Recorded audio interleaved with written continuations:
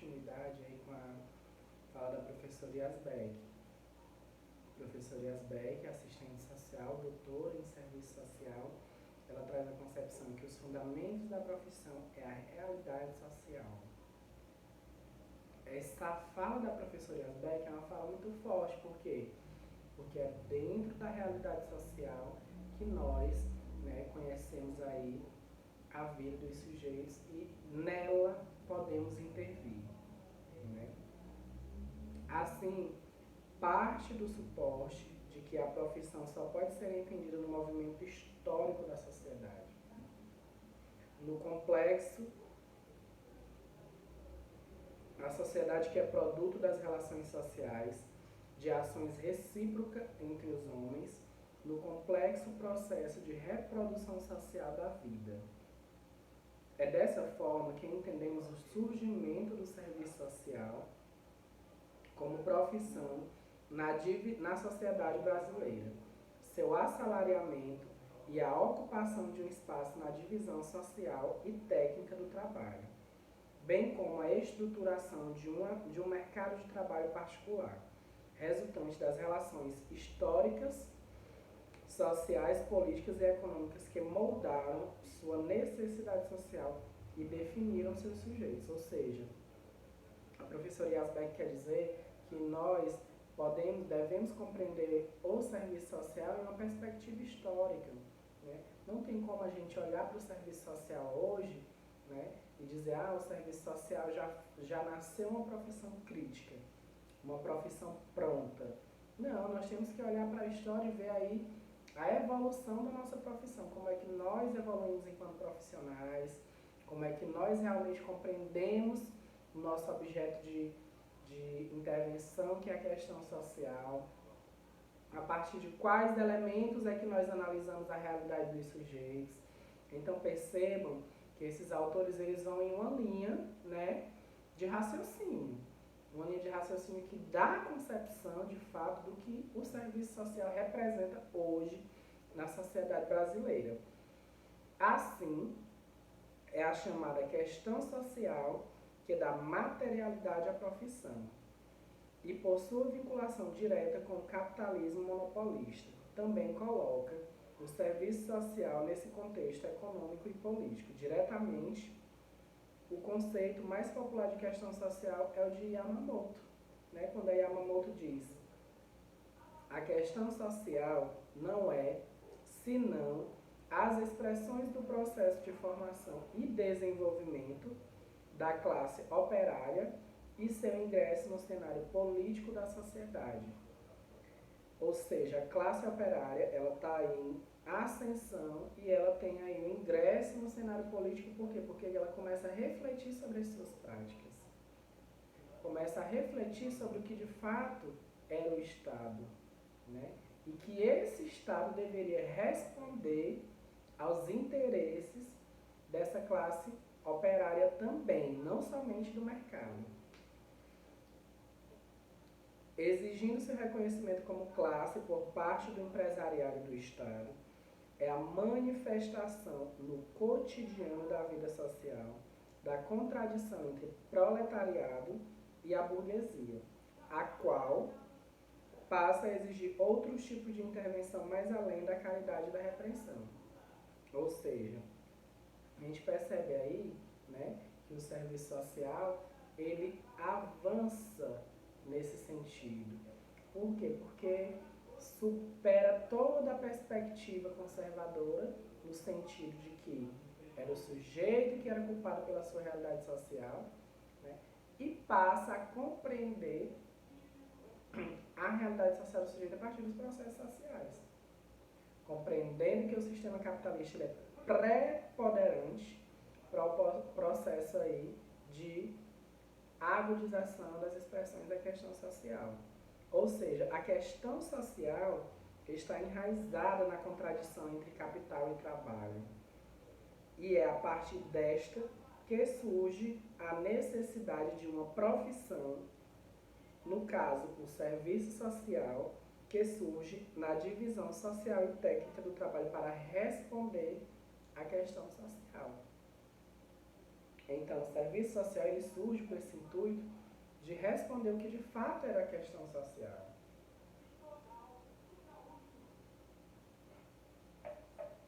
Sendo assim, a profissionalização e materialidade do serviço social implica a expansão da produção e das relações capitalistas, principalmente quando estimuladas pela industrialização e urbanização, que trazem no seu verso a questão social.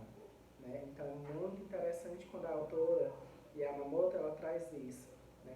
Atentai bem, a profissionalização do serviço social implica a expansão da produção e das relações sociais capitalistas.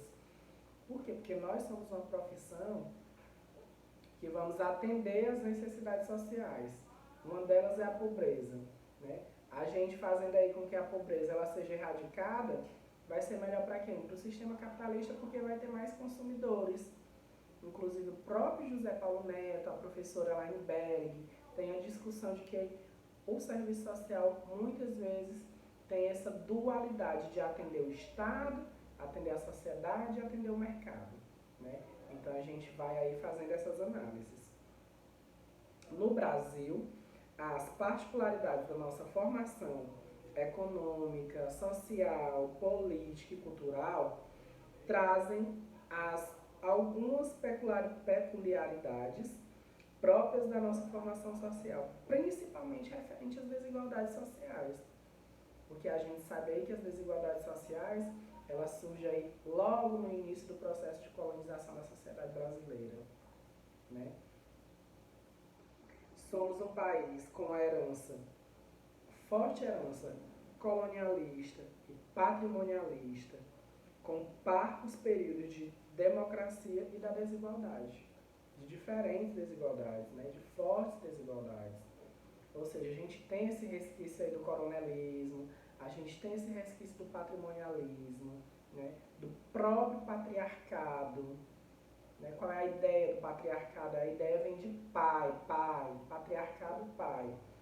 E aí a sociedade ela vai se estruturando diante desses conceitos retrógrados, atrasados e que não dá para compreender a realidade social a partir deles.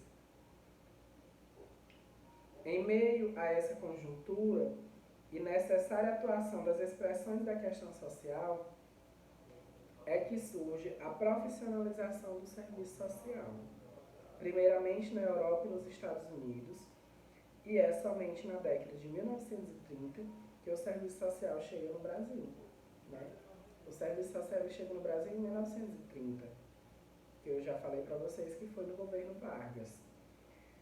Em seu surgimento no Brasil, o serviço social está ligado com uma das estratégias do empresariado e do Estado, como suporte da Igreja Católica, que é IASBEC, 2009, página 129, e com o objetivo de regulação da vida social face à questão social. A consolidação e a legitimação emerge-se principalmente pela ação social, assistencial e filantrópica, desempenhada pelo Estado com suporte da Igreja. Assim, mais uma vez, destacamos a ligação do surgimento do serviço social com os movimentos do mercado, do Estado e da Igreja Católica.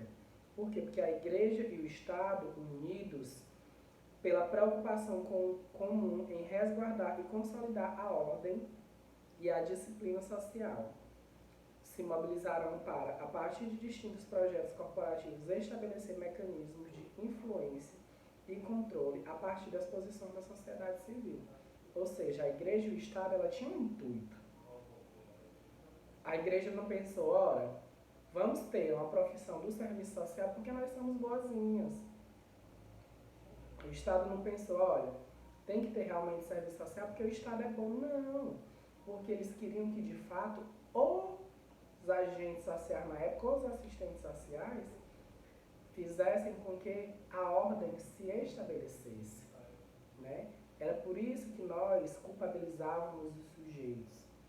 porque era para atender a uma demanda do próprio mercado, né? O mercado estava aqui crescendo em ascensão e as expressões da questão social aqui, e o Estado tirava as expressões da questão social e fazia aquilo para tentar realmente deixar o mercado crescer e nada impedi-lo de crescer. E essa materialidade vai se efetivar em duas direções conservadoras. De um lado, a base de sustentação apoiada pela doutrina social da Igreja, de recorte neotomista. E de outro, a base de sustentação fundada na relação patronato-Estado, de forte cunho positivista. Embora ideologicamente antagônicas, a doutrina da Igreja e o positivismo, né, essas direções se imbricam e se complementam em face à defesa da manutenção da ordem vigente, ou seja, o neotomismo, que era a doutrina da Igreja, e o positivismo, né, que foi uma doutrina criada na época também, eles tinham perspectivas opostas, mas a junção dos dois, né, tinha um único objetivo. Qual era o objetivo, professor? Fazer com que o status quo, a ordem vigente, ela tivesse sem a sua manutenção, ou seja, as pessoas tinham que, de fato, só trabalhar e fazer o sistema capitalista se ascender cada vez mais. Assim, o início da profissão, a influência que tivemos foi a do pensamento neotomista, que denominamos também como influência franco-belga. Essa primeira influência se dá pela aproximação com a Igreja e tem um caráter doutrinário e conservador, com base no humanismo. A abordagem que se tem da questão social a partir disso é que esta deve ser tratada como problema moral e religioso, com o objetivo de integrar o indivíduo ao meio. Então, a gente vê aí que a sociedade, ela tinha essa perspectiva de fato de compreender, né, que as pessoas, elas nasciam daquele jeito e elas tinham que morrer daquele jeito. Por exemplo, se a pessoa fosse pobre, aquilo ali era um problema de moral da pessoa. A Igreja, ela trazia essa culpabilização para os sujeitos. E essa perspectiva perde força a partir da década de 1940, o neotomismo, ele perde força. Por quê? Porque inicia-se, de fato, o processo de institucionalização e tecnificação. E também devido à expansão de grandes instituições socioassistenciais estatais na década de 1940, assim como as paraestatais e autárquicas, como, por exemplo, temos a LBA, a Legião Brasileira de Assistência, né?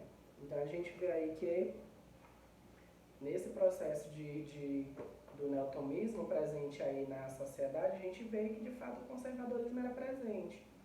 Por quê? Porque não trazia nenhuma solução para a vida dos sujeitos, mas apenas culpabilizava-os pela sua situação em que viviam. E aí é importante a gente entrar aqui em outro aspecto, que é o processo de institucionalização da profissão, até o período do movimento de reconceituação. Com novas configurações do desenvolvimento capitalista em curso, exige a necessidade de tecnificação do serviço social. Isto ocorre com a aproximação junto ao serviço social norte-americano e suas propostas de trabalho com a teoria positivista, né?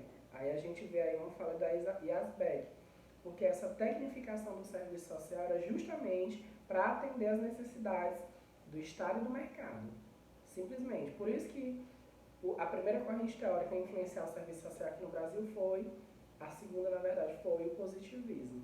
Primeiro o neotomismo, depois o positivismo. E aí a gente vê, é importante destacar que o positivismo é o primeiro aporte teórico, né, da profissão, já que o neotomismo não é considerado uma teoria. Verdade, o neotomismo ele era mais uma questão mesmo da própria Igreja Católica, né, a própria Igreja Católica que pregava esse neotomismo na perspectiva do homem bom, do homem puro, não compreendendo as facetas da sociedade. não é considerado uma teoria, pois não está no âmbito da ciência e até mesmo a nega. O neotomismo realmente nega a ciência.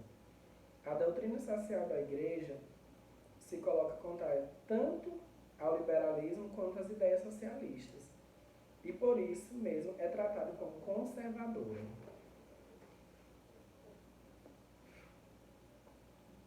Os referenciais orientadores do pensamento e da ação do emergente serviço social brasileiro têm sua fonte na doutrina social da Igreja, do ideário franco-belgo, da ação social e do pensamento de São Tomás de Aquino. Né? Então, esse pensamento do neotomismo ele tem uma fonte lá em São Tomás de Aquino, que é o tomismo e o neotomismo, que foi retomado lá nos fins do século XIX do pensamento tomista por Jacques Maritain, na França, e pelo cardeal Marcier, em Bélgica, tendo em vista aplicá-lo às necessidades do nosso tempo. Pois, a relação com a Igreja Católica que o Serviço Social Brasileiro vai fundamentar a formulação dos seus primeiros objetivos políticos e sociais, orientando-se por posicionamentos de cunho economicista, conservador, contrário aos ideários liberal e marxista, na busca pela recuperação da hegemonia do pensamento social da Igreja em face à questão social. Ou seja, então a gente vê aí o neotomismo, né, querendo aí tomar força nesse processo de ascensão do serviço social no Brasil. Isso longe da ciência, né, trazendo aí a perspectiva mais conservadora. A primeira perspectiva da qual o serviço social busca suporte para o exercício profissional é o de matriz positivista. O positivismo é uma das perspectivas teóricas mais influentes do pensamento moderno, tem referências na técnica, na apreensão instrumental e na regularidade, por isso tem como lema ordem e progresso, inclusive na nossa própria bandeira do Brasil tem ordem e progresso. A perspectiva crítica coloca o positivismo como uma matriz que aprende de forma manipuladora e imediata o ser social. O fundador dessa linha do pensamento é o Augusto Comte, baseado nos dados de experiência como a única verdadeira, negando outra realidade que não seja dos fatos que podem ser observados. Ou seja, de acordo com o positivismo, os fatos eles acontecem, né, de forma natural. E acaba que isso manipula os dados da realidade social. Né? Acaba que isso imediatiza os sujeitos. Então a perspectiva positivista ela tem esse viés de trazer aí a imediaticidade. Né? E essa imediaticidade acaba que não colabora, né, para o processo aí de modificação da realidade social.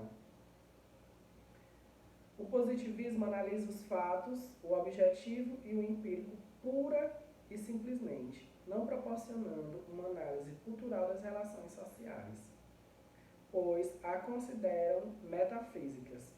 Para Yolanda Guerra e outros autores, o positivismo, bem como o neopositivismo, pode ser considerado como uma perspectiva teórica que está dentro do pensamento abstrato burguês, pois busca a adequação da ordem, ou seja, o sujeito ele tem que se adequar à ordem social vigente.